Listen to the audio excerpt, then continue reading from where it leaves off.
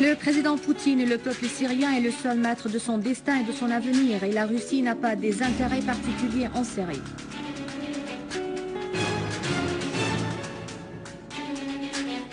Les forces de l'armée arabe syrienne traquent les terroristes armés dans plusieurs régions. L'occupant israélien continue de judaïser Al-Quds et la Cisjordanie alors que Washington refuse de condamner.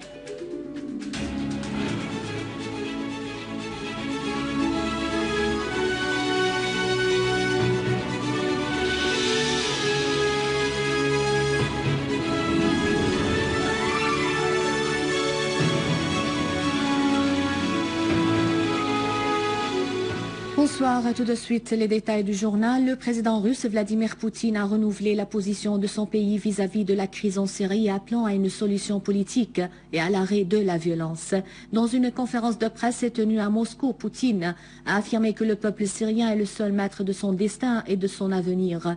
Le président russe a précisé que la Russie n'a pas d'intérêt particulier à défendre la Syrie, mais elle est concernée par le maintien de la stabilité dans ce pays et la sauvegarde de son unité territoriale. Il a ajouté que toute tentative de solution militaire à la crise en Syrie sera vaine et infructueuse.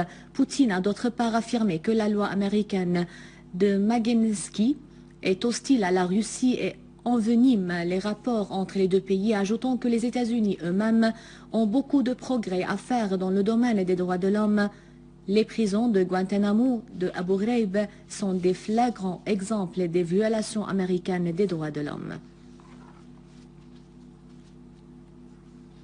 La Russie a réitéré hier soir sa position de principe vis-à-vis de la Syrie. Le chef de la Commission des relations internationales à la Douma, Alexei Bouchkov, a affirmé que les États-Unis et les soi-disant amis de la Syrie avaient signé d'une main le communiqué de Genève et soutenu de l'autre les groupes armés en armes et en argent. Bouchkov a aussi imputé aux États-Unis la responsabilité de l'entrave de l'engagement d'un dialogue entre l'autorité et l'opposition en Syrie en raison de sa reconnaissance de la coalition de Doha. Dans une conférence de presse tenue hier à Moscou, Bouchkov a indiqué que les mesures prises par les amis de la Syrie visent à faire perdurer la violence. Il a fait savoir que les positions russes et chinoises envers ce qui se déroule en Syrie sont identiques. Bouchkov a aussi ajouté que les États-Unis ne se contentent pas de ruiner l'Irak, mais veulent aussi le faire avec la Syrie et n'arrêtent pas de dire que 40% des hommes armés sont des fondamentalistes, djihadistes et terroristes de plusieurs nationalités, précisant que ce genre de déclaration n'est en effet que des prétextes pour une éventuelle intervention militaire.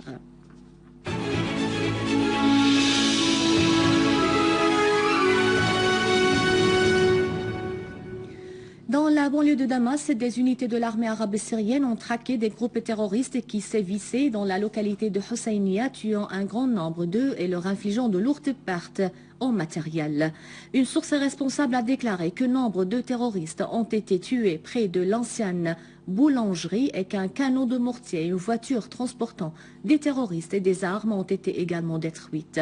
La même source a ajouté qu'une autre unité de l'armée a attaqué un repère de terroristes dans la rue de Bachawat à Al-Husseiniya, faisant des tués et des blessés parmi eux et détruisant une voiture dotée de mitrailleuses. Les services spécialisés continuent leur mission de purification de la ville de Homs et de ses banlieues du terrorisme. Les services spécialisés ont saisi une quantité d'armes dans une maison désertée près des fermes de Sultania. Parmi ces armes saisies figurent des engins explosifs, des missiles Cobra et des fusils à jumelles. D'autre part, une unité de l'armée arabe syrienne a détruit une voiture dotée de mitrailleuses et tué les terroristes à bord près du village Al-Rajjar dans la banlieue d'Al-Restan.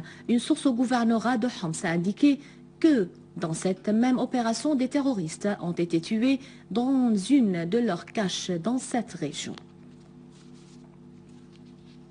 Et dans le gouvernorat de Hama, une unité de l'armée arabe syrienne a liquidé nombre de francs-tireurs et détruit leurs lances RPG dans le marché Al-Fustok dans la banlieue de Hama. Une autre unité de l'armée a repoussé des terroristes armés au moment où ces derniers tentaient de s'infiltrer dans la ville de Hama via l'axe Bosrin Al-Khalidiyeh. De nombreux terroristes ont été tués dans des affrontements entre les deux côtés. À Mazé, les sapeurs-pompiers ont maîtrisé un incendie qui s'est révélé dans une chambre de l'hôtel El Jela.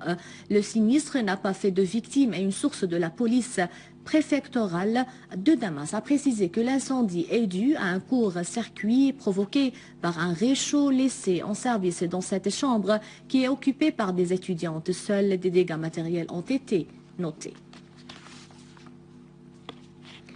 Le ministère des Waqf et la Mashayikh Aql des Mouahidines ont fait part aujourd'hui du décès hier soir du Cheikh Aql des monothéistes en Syrie à l'âge de 87 après une souffrance avec la maladie.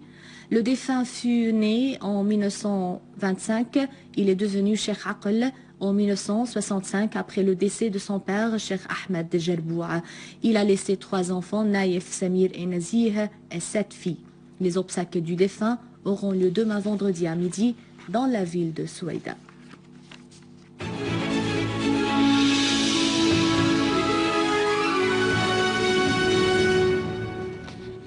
Dans un défi flagrant des résolutions et des appels internationaux à une cessation de l'expansion colonialiste, les autorités de l'occupant israélien approuvent un nouveau plan de l'établissement d'une colonie gigantesque en Cisjordanie, et c'est à l'exception des États-Unis que les États membres du Conseil de sécurité publient hier des déclarations d'opposition à cette expansion colonialiste dans les territoires palestiniens occupés.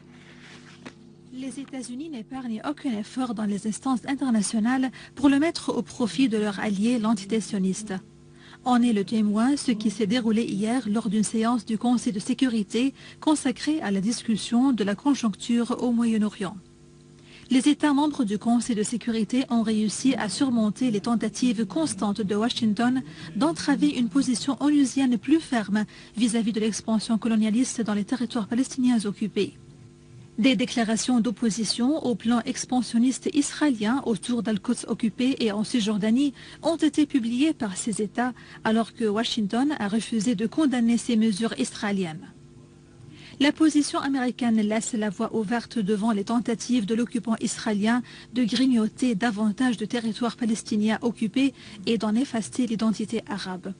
Le récent de ces plans de judéisation est celui de la construction de 1632 logements de colonisation au sud de la Cisjordanie, dans un premier pas de l'établissement d'une nouvelle colonie d'envergure et en riposte à la résolution onusienne d'octroyer à la Palestine le statut d'observateur non membre. Le concept de colonisation est ainsi de plus en plus enraciné et les droits légitimes du peuple palestinien sont de plus en plus dissipés. En Égypte, les manifestations condamnent le projet de constitution se poursuivent pour empêcher Morsi et ses frères musulmans de le faire passer. De nouveau, la magistrature égyptienne démontre quel est le secteur qui constitue le bouclier qui se dresse devant l'abus et l'excès du pouvoir exécutif après que Zarloul al-Belchi, secrétaire général de la Haute Commission électorale, ait annoncé la possibilité d'assurer la supervision de la deuxième tranche du référendum. Pour sa part, le Front du Salut national de l'opposition égyptienne a appelé les électeurs à participer massivement aux urnes samedi prochain pour voter non à ce projet de constitution controversé. Cet appel intervient au moment où les juges ont annoncé qu'ils refusent de superviser les opérations du référendum dans sa deuxième partie. À la fin de ce journal, un rappel des principaux titres. Le président Poutine, le peuple syrien est le seul maître de son destin et de son avenir et la Russie n'a pas d'intérêt particulier en Syrie.